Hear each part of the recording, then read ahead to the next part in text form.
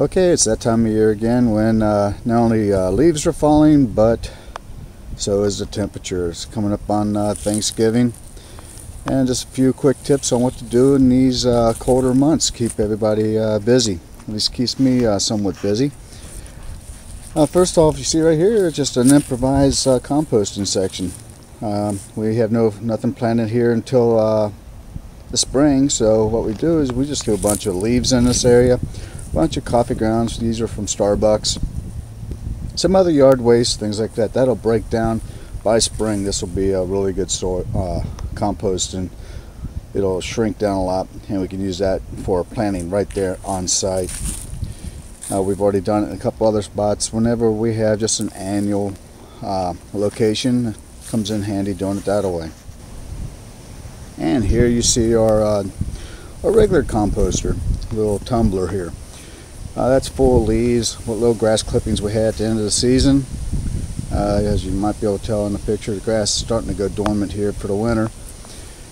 And I also, for people like to vermicompost, colder months, these don't work too well, so I put a good handful of worms in there. And it stays warm enough that they survive, and by spring when I'm ready to harvest, this will be full of worms. And I can use that to augment my worm bin. And back here, hidden in the corner where nobody can see it unless you walk all the way around, is our lower storage of leaves. We store them like this. Comes in real handy for composting throughout the spring and summer months. And they'll just get a little bit of leaf mold on them, stored like this. And leaf mold, for those of you who may be familiar, is very good for composting. It's a beneficial fungus. And what I also do to keep the size down is I have a leaf vacuum. It breaks it up pretty well, so you can put quite a bit of quantity in a small bag. I use this in my worm bin as well, and we'll show you a little bit more of that.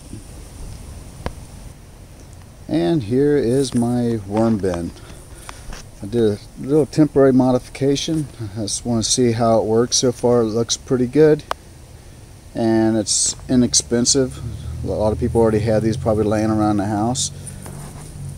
Right there you see where I just temporarily have a wire coming from inside the shed, goes out, and I closed off the vent, keep animals from being able to go in with some aluminum tape and somewhat waterproof it.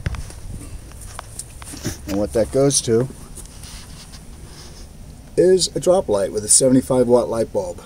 Now this worm bin is well insulated, but I was noticing with temperatures hitting freezing that it was still getting down to close to 60 for my inside soil temperature. Well, that's not dangerous. It definitely does slow the worms down. By putting this little light fixture on the inside, helps keep my worm bin up close to 70 degrees. It's not much, but it doesn't use much electricity. And I put it on a little timer inside the shed.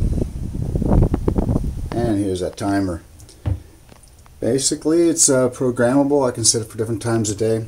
Ideally, a thermostat would be better, but once again, I'm trying to do it without spending a lot of money and just use things that we have around the house. So I have this programmed so that light will come on at 5 o'clock in the evening and go off at 7 o'clock in the morning, which with the sun going down and everything, that's usually the coldest part anyway. And I don't want to run 24 hours a day since I'm not home. I'm gone most of the time, and second, that worm bin being insulated doesn't need that much auxiliary heat. And here's some more of those leaves, all mulched up. You can see how fine it breaks them down. Helps it really break down really well in the bins. And I use that to help also on the insulation on the inside of the worm bin. Just an inexpensive little leaf vacuum blower. Breaks quantity down, and you can store it in the back, put it in compost bins or whatever. Better than putting it out on the street. And finally, let's take a look on the inside of the bin. Already undone the latches.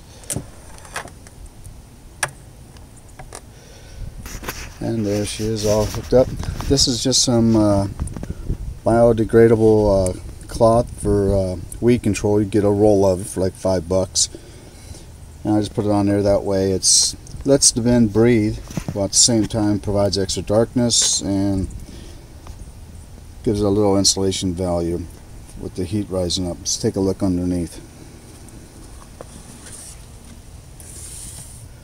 Oh yes, you can really, the worms are all on top. A lot of that white stuff that you see is I fed them first thing this morning with some Purina worm chow, just augmented it. They're really happy here. Looks like they're doing real well. Everything stays real moist. A little bit of condensation I get in here helps keep it fairly moist. It's staying right around 70 to 80% without never adding any water. So it's doing real well. I don't know if you can see the temperature gauge right now. It's on the lower end right now, showing 64 degrees.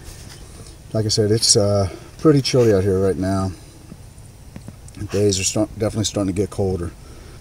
I thought I'd show these. I hope this gives some people some ideas. If you have any questions, comments, please post down below. And I have another one coming up here in about another week on using Bokashi as my worm feeding mix. Stay tuned for that, and happy vermicomposting.